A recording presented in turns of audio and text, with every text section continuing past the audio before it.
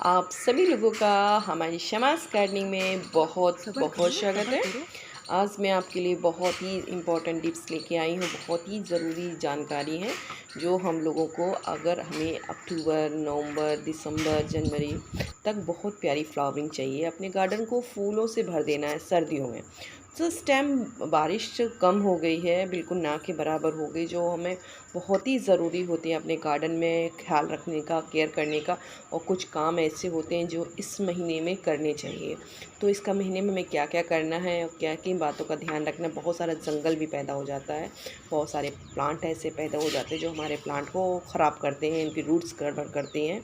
तो किन किन बातों का ख्याल रखना है, ये सब आज से ही, आज अगर स्टार्टिंग कर देंगे आप, तो आपका गार्डन बहुत ही अच्छा हो जाएगा, बहुत ही खूबसूरत लगने वाला है। और जो जो से आपके प्लांट ख़राब हो रहे हैं वो कभी नहीं होगा। देख रहे हैं ना, पूरा फूलों से, बेलों से काफ़ी चढ़ा हुआ है कि बारिश में प्लांट बहुत ही ज़्यादा ग्रोथ अच्छी होती है, कि बारिश का पानी बहुत अच्छा होता है। अगर आपके यहाँ पानी कम हो गया है या रुक गया है, हमारे यहाँ रुक गया है, मगर आज ये बहुत ही अच्छी कंडीशन आपको देखने को मिलेगी अगर आप इन बातों का ख्याल रखेंगे। तो सबसे पहले तो हम अपना, ये बहुत ज़्यादा जो जंगल बड़ा हो गया है, काफ़ी बड़े बड़े प्लांट हो गए हैं। और जैसे कि कुछ प्लांट ऐसे होते हैं जिनकी कटिंग इस टाइम कर देनी चाहिए, और अगर नहीं कटिंग करेंगे तो वो अच्छी सी ग्रोथ नहीं आएगी और अच्छे फ्लावरिंग मिलेंगे। जैसे फ्रूट प्लांट हैं आपके पास, तो जैसे फ्रूट प्लांट को भी आपको कितनी एज में कटिंग करनी है ये भी मैं बताऊंगी। हमारे पास मनी प्लांट हैं जिनमें काफ़ी हम ग्रोथ अच्छी करने के लिए हम उनको छांटते नहीं हैं और उनको ध्यान नहीं देते। अगर ध्यान नहीं अच्छा देंगे तो फिर आपका प्लांट अच्छे से आपको खुश करने वाली लीव्स या फ्लावरिंग नहीं करता है। तो जैसे कि वेजिटेबल्स हैं आपके पास और वेजिटेबल्स में अच्छी ग्रोथ नहीं मिल रही है, अच्छे फ्रूट्स नहीं मिल रहे हैं, तो इस टाइम हमें क्या करना है। तो अगर आपने वेजिटेबल्स लगाए हैं और उनको आपने कटिंग एक भी बार नहीं किया, तो कोशिश कीजिए कटिंग 2 बार होनी चाहिए, तभी अच्छे से फ्रूट्स हमको उसमें मिलते हैं, वेजिटेबल्स अच्छी मिलती हैं। तो देखिए, फ्लावरिंग आपको छोटी हो गई है, आपकी अच्छी फ्लावरिंग नहीं हो रही, प्लांट एकदम बड़ा हो गया है, तो ऐसा नहीं होना चाहिए। प्लांट को हमें बुशी टाइप में बहुत अच्छे, देखिए इस प्लांट में कितने सारे कीड़े लग गए थे, मैंने सभी में नीम ऑयल स्प्रे करने के बाद अब सोच रही हूँ इसको भी सबको कटिंग कर दूँ तो एकदम बहुत अच्छी ग्रोथ पाएगा। देखिए, बहुत तेज़ आंधी आने के बाद कई प्लांट हमारे गिर गए हैं, कि बहुत तेज़ आंधी आई थी। तो हमें सबसे पहले तो अपने प्लांटों को, जो ज़्यादा फैले हुए प्लांट हैं उनको सबको कटिंग कर देनी है, कि जिससे खूबसूरत भी हमारे लगेंगे जब नई लीव्स आएंगी। इसकी ये मौसम ऐसा होता है, स्टेम कटिंग की जाती है प्लांटों की, जिससे हमें अक्टूबर के टाइम हमारे प्लांट और ग्रोथ के लिए रेडी हो जाए, न्यू लीव्स के लिए रेडी हो जाए। तो देखिए, इनमें काफ़ी छैला हुआ है, अच्छी ग्रोथ नहीं दिख रही है, अच्छे से इधर उधर निकली हुई हैं। तो इनको ब्रांचेस को अच्छा बनाने के लिए, देखिए मेरा हल्दी का प्लांट है, और ब्रांचेस को अच्छा बनाने के लिए तो मैं थोड़ा सा हार्ड प्रूनिंग इस पर करूँगी, कि फ्लावरिंग हद तक कम हो गई है। और बहुत ही ज़्यादा रिक्वेस्ट ये आती है कि फ्लावरिंग इनकी बहुत छोटी हो रही है।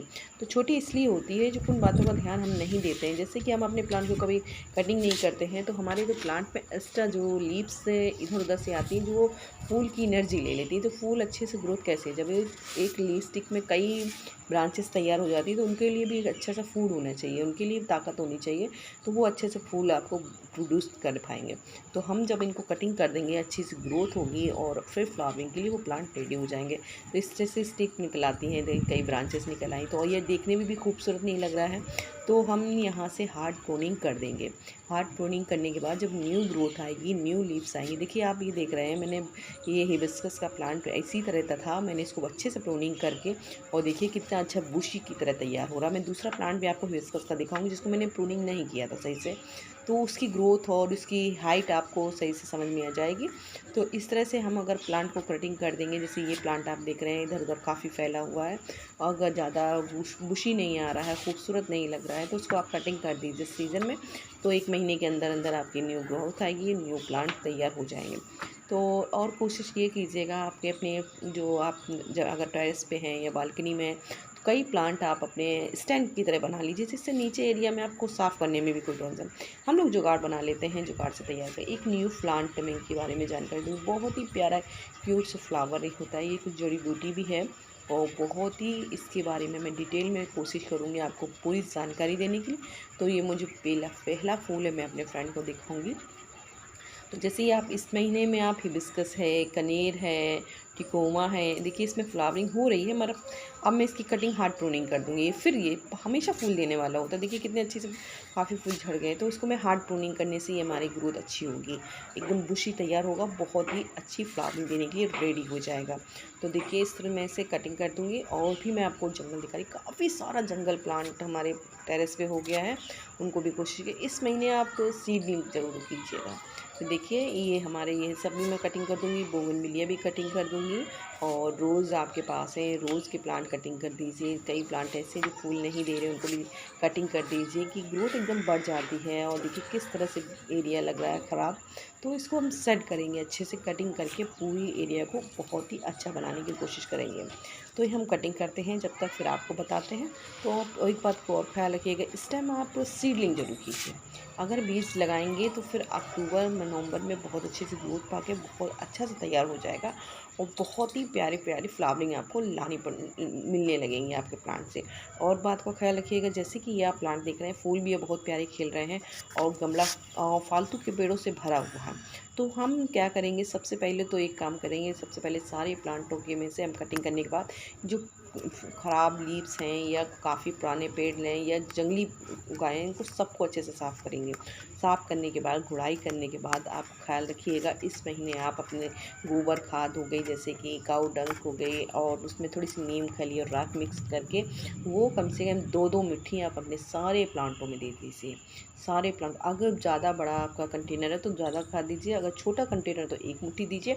10 इंच के कंटेनर में आप 2 मुट्ठी खाद दे सकते हैं। और इस टाइम गुड़ाई करने के बाद फिर पानी कीजिए। गुड़ाई करने से हमारे प्लांट की ग्रोथ भी बहुत अच्छी होगी।